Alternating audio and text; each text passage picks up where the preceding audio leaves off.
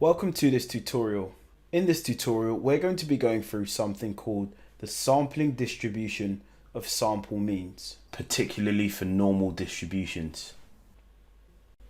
So assuming we were given the heights in centimeters of 20 students in a classroom, and because of space, I've listed just some of the heights below.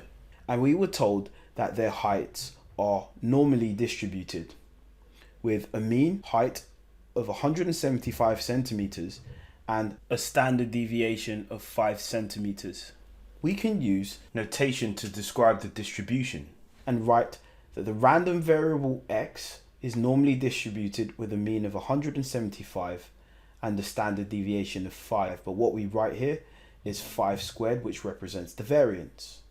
In statistics, we use a capital X to represent a random variable and use a lowercase x to represent the different values that the random variable can take on. So here I've just labeled some of the heights in no particular order with lowercase x sub 1 up to x sub 20.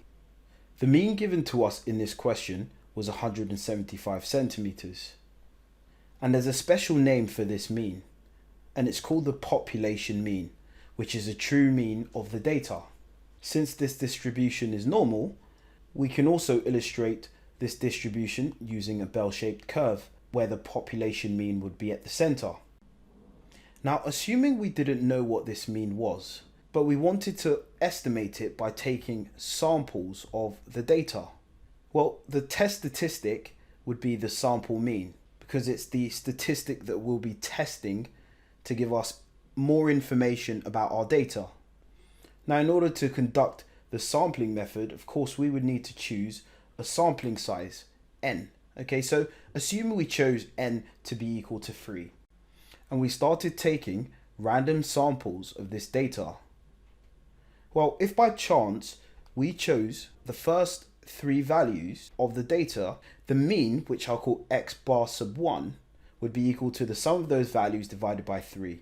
So adding these values and dividing by 3, we get that the mean of this sample is 160.5 centimeters to 1 decimal place. And if by chance we happen to choose the last 3 values, well, the mean, which we'll call x bar sub 2, would be equal to the sum of those values divided by 3, which is equal to 183.5 centimeters to 1 decimal place. And do check these values in your calculator. Now, what we've just calculated are called sample means, and they're used to estimate the population mean. We usually give them the notation x bar, but hopefully you can notice by just looking at these values that they're not very good estimates of the population mean, which is 175 centimeters. And mathematically, we can also see that these values would lie outside 1 standard deviation away from the mean. Since the standard deviation is 5 centimeters, 1 standard deviation away from the mean would be 175 plus or minus 5.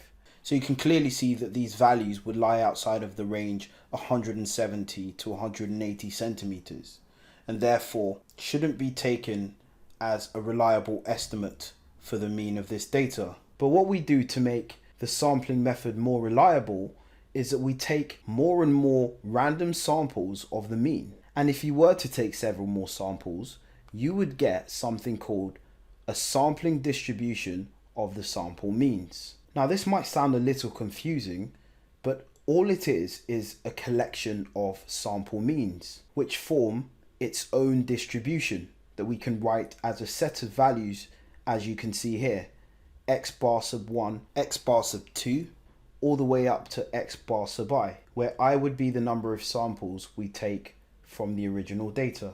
I've intentionally indexed up to I to show that the number of samples is equal to I and not equal to n, which was 3, the sample size. Okay, so that's a common misconception. So do take note of the fact that the number of samples is not the same as the sample size, n. We can use capital X bar to represent the distribution of sample means. Now, this distribution is quite special. On the same graph, if we were to plot the distribution of sample means where the sample size n was equal to 3, we would get a curve that looks like this. And what you would find is that the sampling distribution of the sample means is also normally distributed, which means that you can calculate its mean and standard deviation.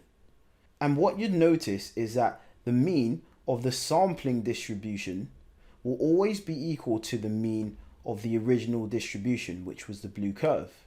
But provided the sample size is greater than 1, the standard deviation of the sampling distribution of sample means will always be smaller than the original distribution. And this is really what we expect, because when we take more samples of our data, we expect to get a better estimate of the population mean. And in the context, a better estimate means a smaller spread of the data around the mean, otherwise known as the standard deviation. If we were to increase the sample size to say n equal to 16, in other words, for each sample in the dataset, we took the mean of 16 values, the sampling distribution of the sample means would have the same mean, but an even smaller standard deviation. And this leads us to an important result.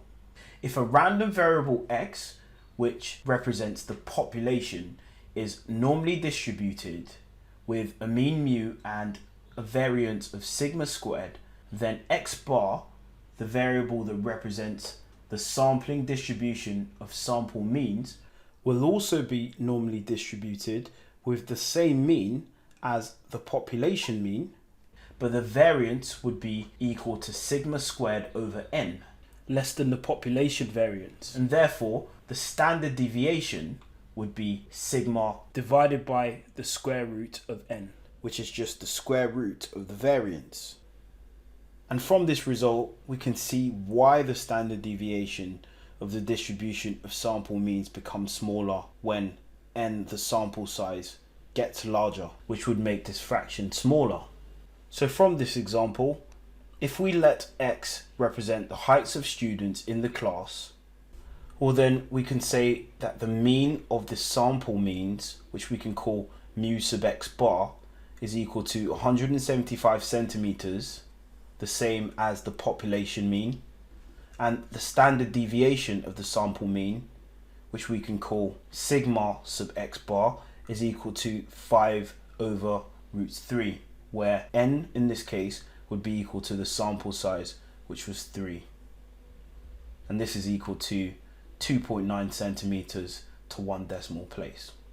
In questions from most of the exam boards, you will be given that the population distribution is normal, and so you could use this result to say that the sampling distribution would also be normal.